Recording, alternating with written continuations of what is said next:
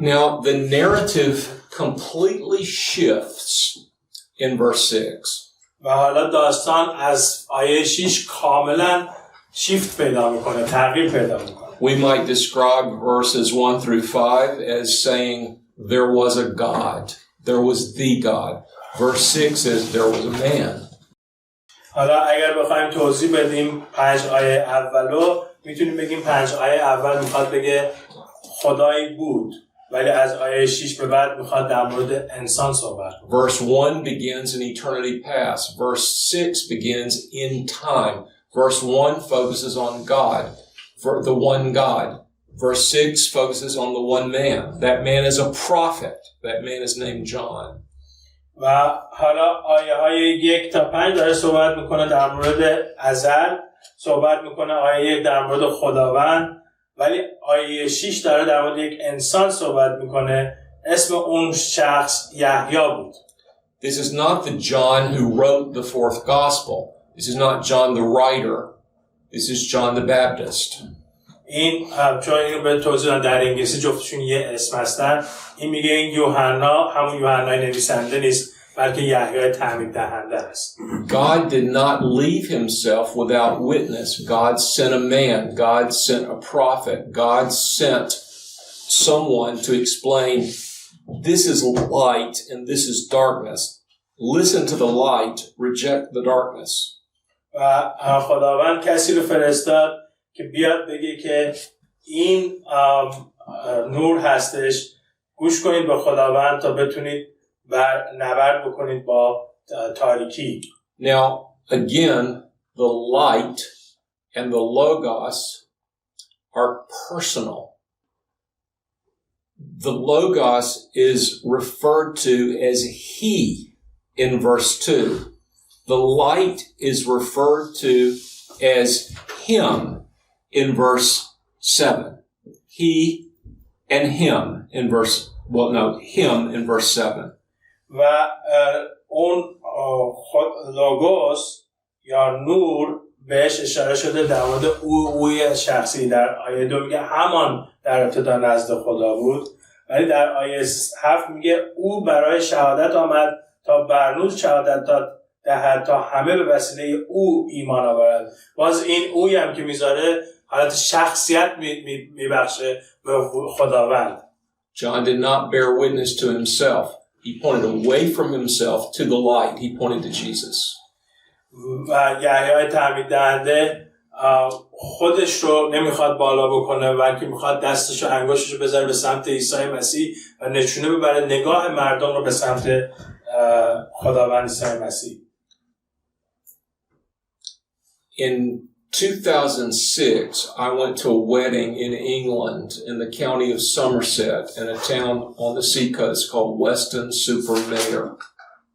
در تابستون 2006 من رفتم تو انگلیس برای یک به اصطلاح عروسی در شهری به نام سامرست و اونجا رفتم برای یک عروسی. And on the day before the wedding, my wife and I went into town just to look around.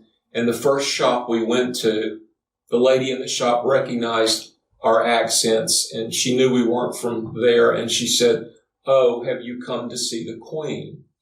ما اولین مغازه‌ای که رفتیم خرید بکنیم خانم فهمید که لهجه ما فرق میکنه با محلی‌ها اونجا و از ما پرسید که اومدید اینجا که به اصطلاح ملکه رو ببینید. And we discovered that the Queen was visiting that town that day. We didn't know it. It was just dumb luck. There are hundreds of thousands of citizens of the United Kingdom who've never seen the Queen. Well, we just stumbled into town for a wedding, and the Queen was coming to the place where we were that day. ما اصلا خودمون خبر نداشتیم، ولی گویی که میخواست از اون شهر رد بشه ملکه و صدها هزار انگلیسی هستن که هیچ وقت ملکه رو ندیدن، ولی ما اونجا شانس با ما بودش که تو اونجا رفته بودیم برای عروسی، ملکه هم قرار بود که از اونجا بگذره. Now the problem was it was raining. و مشکل اینجا بود که داشت بارون میومد. I mean it was really raining. و خیلی بد بارون میومد. And we actually bought what we call as ponchos. They're like these big raincoats which are kind of like big sheets that you put over you when it's raining. و ما رفتیم یه دونه از این بارونیایی که رو خودشون میپوشن پلاستیکه، از اونا کشیدیم رو خودمون که بتونیم تو زیر بارون واسطیم. And we stood on the side of the road to wait for her to come. و ما واسطیم کنار خیابون که واسطه ببینیم که از اونجا که رد میشه. And it was raining so hard that we almost gave up. انقدر بارون زیاد میومد که گفتیم ولش کن بریم. But then we heard the motorcycles. و بعد شنیدیم که موتورسیکلت‌ها دارن میان. And so we waited. پس صبر کردیم. Now the queen did not come first. اول ملکه نیامد، اول بادیگارداش اومدن. She didn't come in the first car.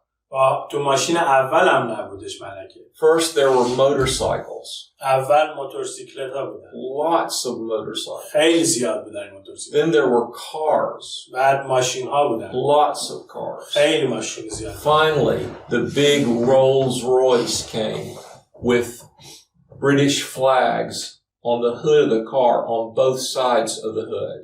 و بعد رویز رویزش اومد که پرچم انگلیس در سمت راست و چپ کاپوتش قرار داشت. But the queen did not come first. There were, we call them outriders. She had attendants who came first to announce her arrival. ولی ملکه اول نیامد. اول اون پیش قراولاش اومدن، کسایی اومدن که بگن داره ملکه میاد اینجا. Finally, her car came in front of us. و بعد ماشینی اومد جلوی ما.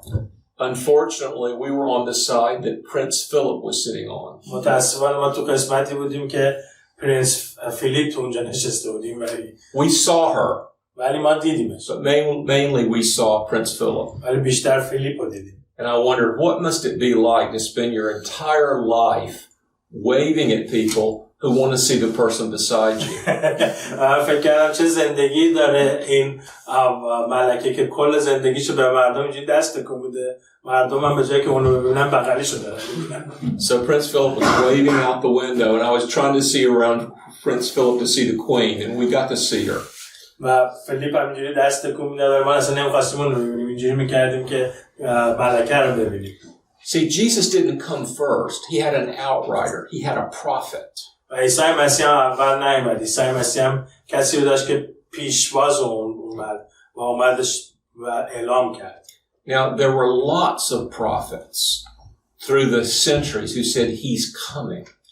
خیلی انبیای زیادی بودن که در قرن‌های مختلف گفتن که او خواهد آمد. Prophets with names like Isaiah and Jeremiah and Moses and Daniel. انبیایی با نام اشعیا، موسی، دانیال. But there was one special prophet who said he's come. ولی یک نبی مخصوصی بود که گفت اومده. That prophet's name was John. و اسم اون یحیی بود. Okay, now we come to a section here where I'm actually not sure if it's John the Baptist speaking or if it's John the Apostle who's writing this gospel is speaking. I'm not sure. یه قسمتی میگم که من خیلی مطمئن نیستم که این نقل قول از طرف یوحناست یا یحیی تعمید دهنده. Verse 9 says, the true light which gives light to everyone was coming into the world. آیه 9 هست که میگه آن نور حقیقی بود که هر انسان را منور می‌گرداند و در جهان آمدنی بود. I think that's the Apostle John writing. I don't think he's quoting John the Baptist. I think he's supplying this truth himself. من فکر می‌کنم که یوحنا خودش داره این حقیقت رو میگه و نقل قول از یحیی نمی‌کنه. Speaking of Jesus, verse 10, he was in the world and the world was made through him, yet the world did not know him. That's the great tragedy of history. He made the world. He came to the world, but the world rejected him. The world did not know him. آیه 10 میگه او در جهان بود و جهان به واسطه او آفریده شد و جهان او را نشناخت. این تراژدی بزرگ جهان است. چون قبلش داره میاد میگه او خودش جهان رو ساخت، آفرید، ولی خودش در جهانی که خودش آفرید اومد و جهانی که خودش او رو آفرید او رو نشناخت. Now, when I became a Christian, I thought that there wasn't that much evidence, but I had a lot of faith, and I thought my great faith would compensate for the lack of evidence. وقتی که من تازه ایماندار شده بودم، فکر می‌کردم که خیلی ما مدارکی در مورد اعتقادات مسیحی نداریم، ولی چون من ایمانم قویه مشکلی نیست. درسته که مدارک درستی نیست، ولی به خاطر ایمانم من میتونم برم جلو. The reason I thought that is because I was stupid. دلیلی که من اینجوری فکر میکردم به خاطر این بود که احمق بودم. That's total nonsense. و این کاملا بی‌معنیه. And as a matter of fact, the opposite, the exact opposite was the true case. ولی در اصل برعکسش کاملا حقیقت داشت. My faith is microscopic. ایمان من میکروسکوپی هست، خیلی کمه. And the evidence is overwhelming. و مدارک فوق‌العاده زیاد هستش. I'm telling you, it's overwhelming. من بهتون میگم خیلی زیاد هست. Now, we have this thing that we call apologetics. Apologetics is the defense of the Christian faith. ما چیزی داریم به نام دفاعیات که در دفاعیات ما میگیم از ایمان مسیحی دفاع میکنیم. Where we try to demonstrate by all means that Christianity is true and there's great evidence that it's true. و این جایی هستش که ما میایم بحث میکنیم و نشون میخوایم بدیم که مسیحیت حقیقت داره و دلایل خودمون رو میاریم. But there are problems. ولی مشکلاتی هم وجود داره. Our enemies have their own apologetics. به خاطر اینکه دشمنان ما دفاعیات دانای خودشونو دارن. And they attack our faith and they supply reasons why they insist that Christianity is not true. The darkness has reasons for the darkness. و اونها هم میان و ما حمله میکنن و به ما نخواهن نشون بدن که چرا مسیحیت حقیقت نداره. در اصل تاریکی هم برای خودش دلایل خودشو داره که در تاریکی هست. And one of the great anti-Christian apologetics goes like this.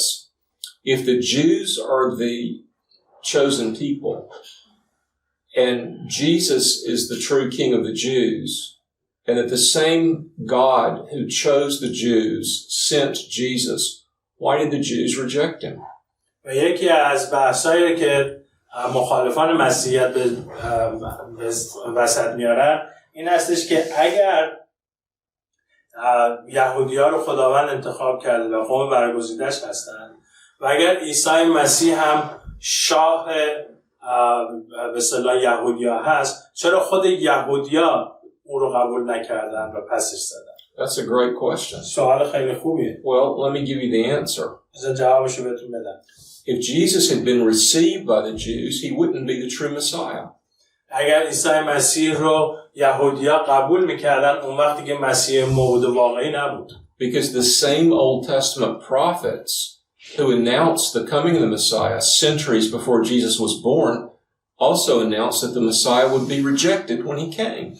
به خاطر اینکه همون انبیایی که نبوت مسیح موعود رو تا عهد قدیم کردن، همون هم نبوت کردن که وقتی مسیح موعود میاد مردم خودش او رو قبول نخواهند کرد. We see this in Psalm 22, we see this in Isaiah 53, we see this in Zechariah 12. ما اینا در مزمور 22 می‌بینیم، در اشعیا 53 می‌بینیم و در زکریا 12. And in the generation of Jesus' life, the New Testament writers do not act like, oh, it's still early yet, the Jews are going to believe. They accept the fact that the Jews have rejected Jesus in the generation that Jesus lived in and died in. و نویسنده‌های عهد جدید و کسانی که توی زمان نسل خود عیسی مسیح بودن چون این رو میدونستن خیلی راحت قبول کردن که مشخصه که یهودیا مسیح رو قبول نخواهند کرد. Verse 11 says he came to his own and his own people did not receive him. و آیه 11 است که میگه به نزد خاصان خود آمد و خاصانش او را نپذیرفتند. Romans 9 through 11 talks about the hardening that's come upon Israel, Israel's rejection, with the prophecy that one day they will repent and come to their Messiah, but not yet. And Paul died in 67 AD. This is still within a 30 or 35 year period of Jesus' own death where the New Testament teaches, yes, he is rejected by the Jews.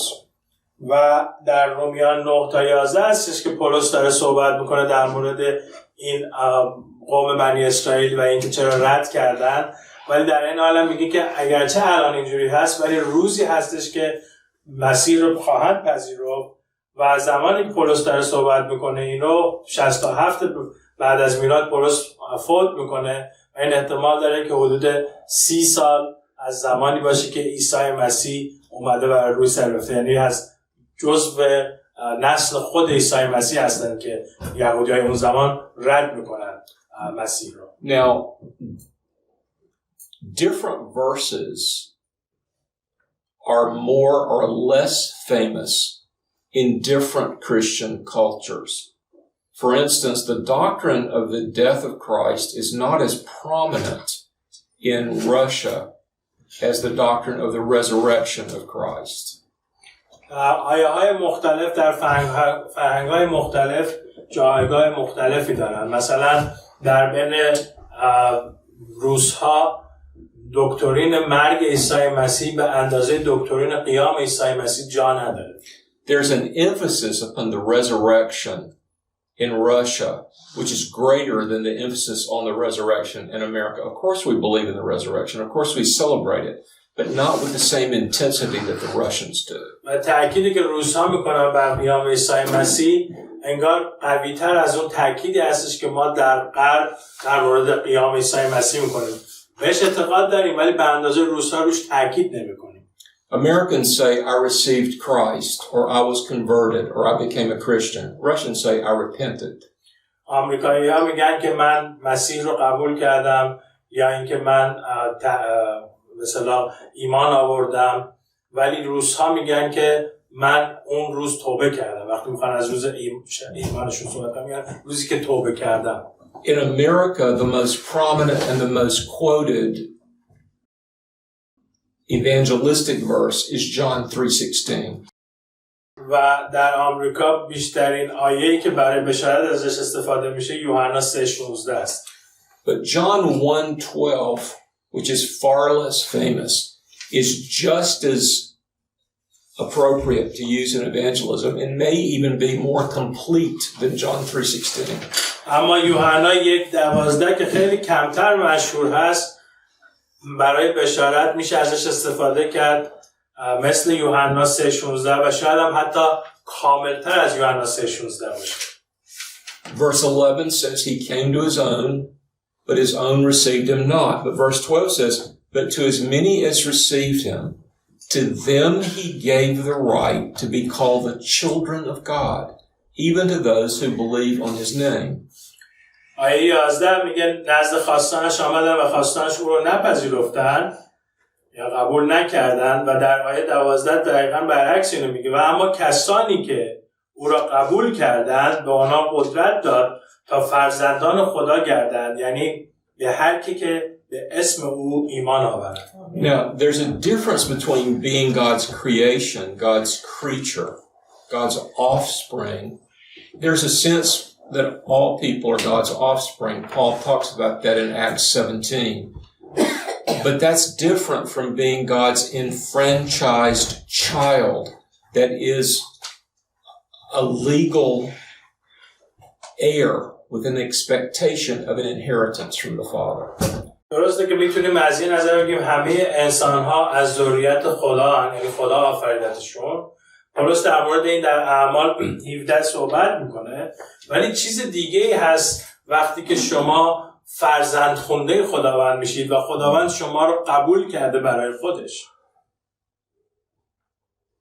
When we believe, and see, there are two things there. There are two responsibilities and there are two results. The responsibilities are to believe in him and to receive him. The results are to be called children and to receive an inheritance as an enfranchised child, a legitimate child. و اینجا دو تا اتفاق باید بیفته که خیلی مهمن، یعنی ایمان آوردن به خداوند و پذیرفتن خداوند که حاصلش این هستش که ما فرزندان خداوند بشیم وقتی که فرزندان خداوند میشیم، فرزند خونده های خداوند میشیم، ارث هم از خداوند دیگه میگیریم. ارث میگیریم از خداوند. And the children of God in verse 12 are defined in this way in verse 13. They were not born of physical blood. We do not mean a physical child. They were not born because of the desire of the flesh. That actually means sexual desire. But they were born not of the will of man, but of the will of God. و شرایطش اینجوری در آیه 13 بهتر توضیح میده که وقتی که شما ایمان میاری، تولدی رو تجربه میکنی که از خون نیست، از خواهش نیست، ارتباط به رابطه جنسی نداره و میاد میگه که نه از خون و نه از خواهش جسد و نه از خواهش مردم، بلکه از خدا تولد یافتن. And so what John is doing here is he is comparing the difference between physical birth and spiritual birth, the difference between the way we make a new human child and the way we make a child of God. و کاری که داره یوحنا اینجا میکنه اینجاست که میاد وجه تمایز بین تولد انسانی و بیولوژیک رو با تولد روحانی تغییر میده. اون تولد از طریق خواهش انسان به وجود اومده، این یکی تولد روحانی هستش. Not according to the will of the flesh. What's the will of the flesh? Well, it's the desire of a man to consummate a physical relationship with a woman. That's the will of the flesh.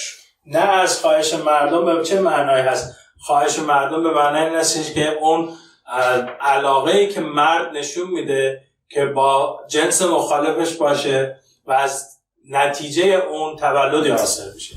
What's the will of God? و حالا خواست خداوند یا خواهش خداوند چیه؟ To save a sinful human creature. That's how we are born of the Spirit. That's how we're born again. خواهش خداوند هم خواست خداوند هم این هستش که یک گناهکار از گناهش در بیاد و در خداوند تولد تازه پیدا میکنه. John 3:16 is a great verse to share with an unbeliever. یوحنا 3:16 آیه بسیار خوبیه که با یک غیر ایماندار در میون بگذارید. So is John 1:12. ولی یوحنا 1:12 هم خیلی خوبه. You need to share them both. هر جفتشو باید با مردم در میون بگذارید.